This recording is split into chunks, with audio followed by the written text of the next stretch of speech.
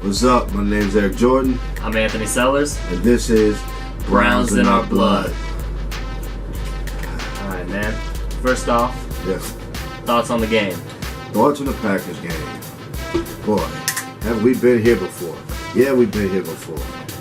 We play so good, man, and then I just don't know. You know who Kaiser reminds me of? And this just say it all right here. Reminds me of Jameis Winston. Jameis Winston. They both got these bodies and these frames, and they can throw the ball, and you just know it's coming. That bad decision is coming. It's just coming. I'm like, how many times he gonna have to learn, that he got a value not turning the ball over? That's why I'm saying you can see all the cosmetics look good on the kid. The potential looks good on the kid. But it don't matter, man.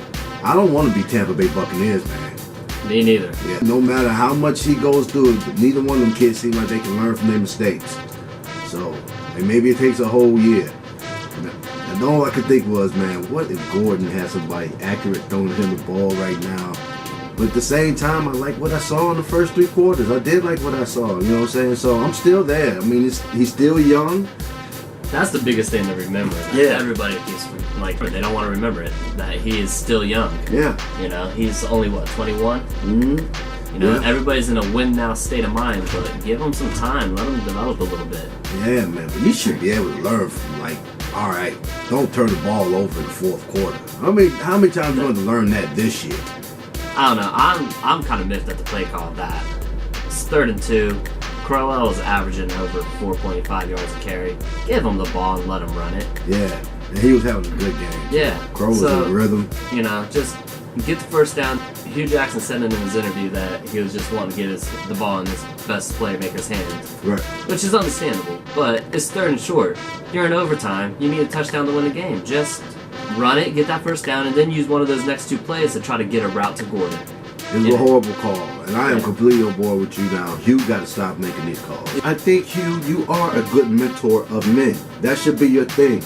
Be the leader, be the role model, be the guy they come talk to when they need to. Put out the fires. Be that good. You give up the OC call. You can't do all that. You can't do both. Yeah, it's like you're doing too much. But I do think you're a good leader, and it seems like these kids do respond to you.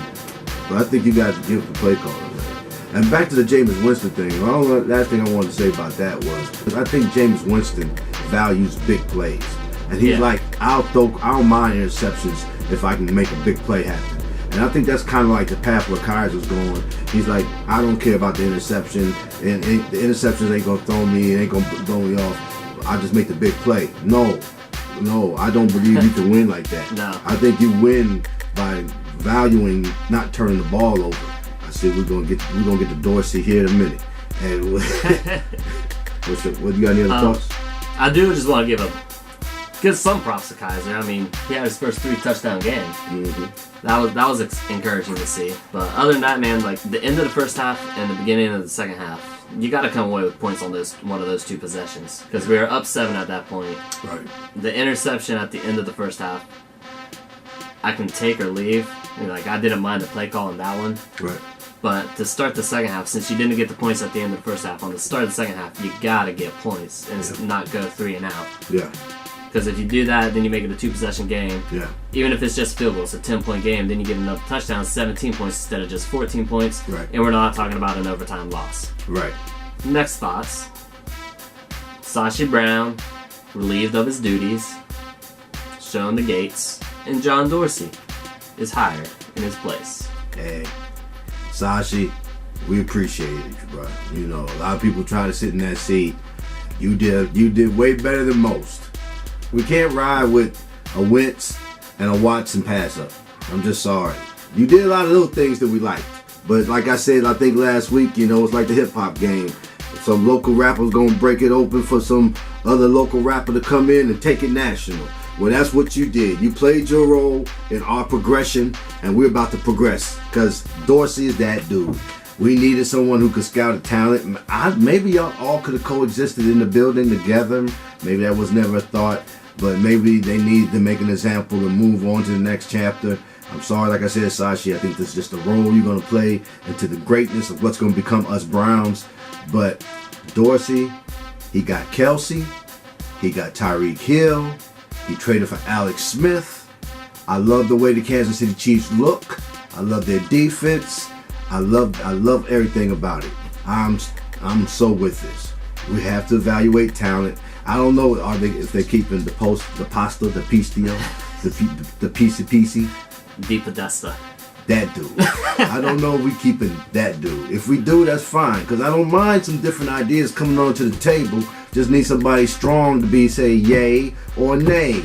Nah, we're not doing the money ball this time. Or, yeah, I like that money ball concept. We'll use it this time. I don't mind having that in the mix of things. But at the same time, we need a football guy to be able to look at Carson Wentz and be like, yeah, I think that guy got it. Yeah. Or look at Deshaun Watson and like, there's something special about that kid. We need that guy. And I think Ken Dorsey's it. I get that somebody has to take the fall for 1 in 28.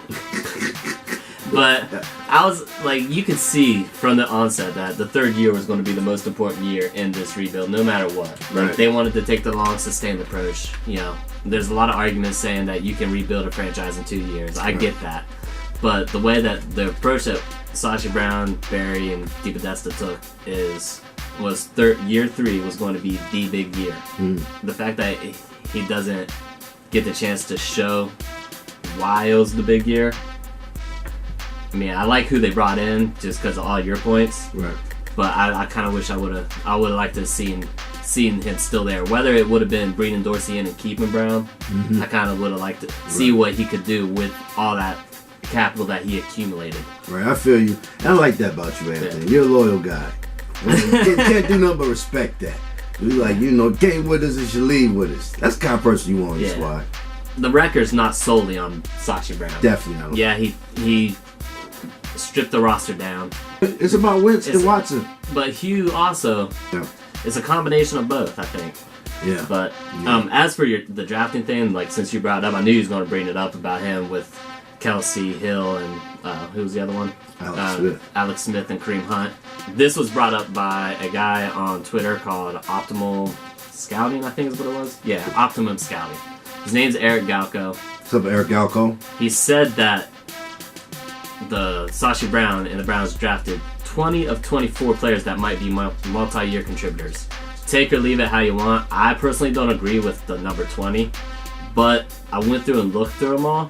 There's 12 that are for sure going to be here at least in the 3 years.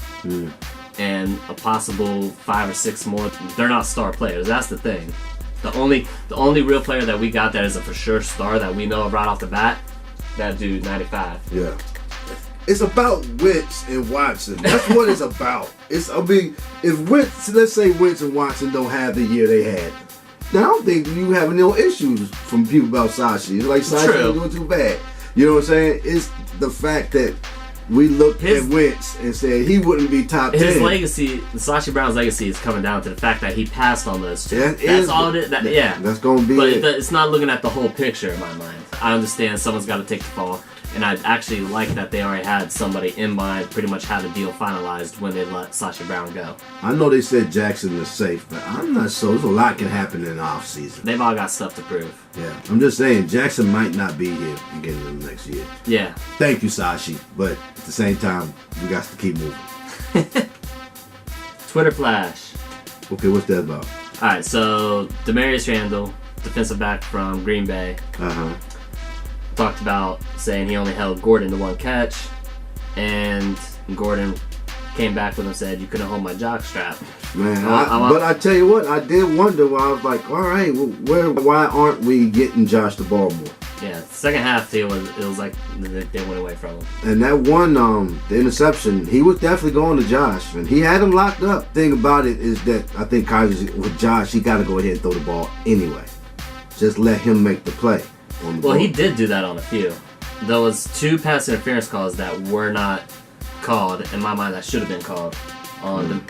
One was on, actually, I think both were on Demarius Randall.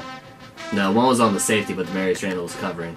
But the second one was definitely on Demarius Randall, and they didn't call it. And those balls were right on the money for Josh to get. My thought is, like, maybe you should worry about having a win under your belt first, because at the end of the day, Randall gets the last laugh because the Packers won and it's still in the playoff hunt. Oh, yeah. We talking about should he? Oh, definitely. Shut the F up, Josh. You know, give him his compliment and move on. No, I don't care if he did or did not. You just ain't in a position where you need to be talking in the media. You've been kicked out for like 2-3 years. You shouldn't tweet, post, send emails or anything. If we won the game, sure, say what you want. Let's get a couple wins on the belts first. Yeah, Joe. Don't get so happy so quick, man. Player spotlight. Who do you think stood out? For us, Duke looked good, man. Crow looked good. I thought Crow looked good. Crow, we never give Crow enough love. I say give Crow the spotlight. Even though that last little thing he tried to do where he went out in there, he tripped his own self up, that should have been a touchdown, Crow. Yeah, that one was there. Yeah. I myself, for the game, I was impressed with Crow too. Yeah. But I saw something earlier today. Christian Kirksey and Joe Schobert, they're second and third in the NFL in run stops according to Pro Football Focus this year. I'm kind of impressed by that. Defense did their job. We're in a position to win it. It was a low scoring game. I'd say defense did their job. I agree with that. But we're young, man. We look good for 3 quarters. We just can't play 4 quarters. Yeah. All right. So what are your keys to beating Baltimore? We're not beating Baltimore. Really? We're not beating Baltimore. We're not beating the Steelers. We're not. The way our offense is moving for most of the games, as long as they don't commit those penalties, you guys can play FanDuel with us. Link will be in the description below. Just a quick recap. M-Zap took the win this week. M-Zap. I think he overtook Kellen, because Kellen finished in third. Your good buddy Gary was like bottom of the barrel. Yeah, I'm very glad I couldn't get in. Very glad I couldn't get in, G-Money. Also, make sure you check out Fantasy Football Bosses. That was it. Make sure you check out Fantasy Football Bosses every Thursday. That's a podcast with Gary Wolf and Anthony Sellers right here. You can get that on iTunes, Mixcloud, SoundCloud. I always forget the one. Stitcher. Yeah. Pretty much anywhere streaming media. Yeah, anywhere you get streaming media, you can get that stuff. And also check out the Hyphen podcast group. There's a lot of different podcast material in there. And also this show is definitely in there. So you can get both Fantasy Football Bosses, which is on Thursdays, and that Hyphen's podcast group, and you can get Browns in Our Blood, our video vlog football on the Browns show, also there too, in podcast form. Let us know what you think of our show. Leave us some comments and stuff. We like to interact, so definitely. Yeah. Also, make sure you subscribe to the YouTube channel. That's Monstalung Soundvizion at YouTube. Make sure you check this out. And like you said, subscribe, share. Please leave comments. We love to interact with people and talk football. It's a lot of fun. Yeah, so definitely check us out. Yo, my name's Eric Jordan. I'm not Eric Jordan. That's Anthony Sellers, and this is Browns in Our Blood. Here we go. Let's get this win. Tough win in B-More. Definitely in Chicago.